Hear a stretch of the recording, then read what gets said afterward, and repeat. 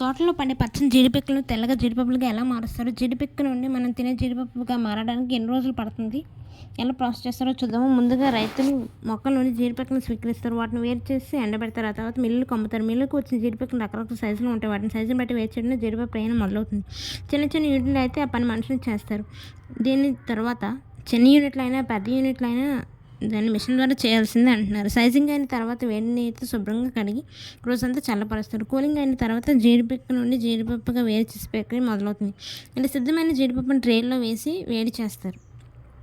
Peeling అంటే జీడిపప్పు ఎర్రగా కనిపించే పొరను తొలగించడం. ఆ పొరని జీడిపప్పు డ్యామేజ్ అవ్వకుండా తొలగించడం. జీడిపప్పు నుండి జీడిపక్కగా తయారవడం సగం ముగిస్తున్నట్లే. మిషన్ ద్వారా మాన్యువల్గానే పీలింగ్ జరిగిన తర్వాత తినే జీడిపప్పు సిద్ధమవుతుంది. దీంతో పచ్చని జీడిపిక్క తెల్లగా జీడిపప్పుగా మారినట్లే. ఆ జీడిపప్పు సైజులను బట్టి గ్రేడ్లుగా విభజిస్తారు. సుమారు కేజీ జీడిపప్పును ప్రాసెస్ చేస్తే పావు కిలో నాణ్యమైన జీడిపప్పు వస్తుంది. జీడిపప్పు తోట నుండి ఫ్యాక్టరీ వరకు వచ్చినంత వరకు మనం తినే జీడిపప్పు తయారు కావడానికి సుమారు 8 రోజులు వరకు టైం పడుతుంది.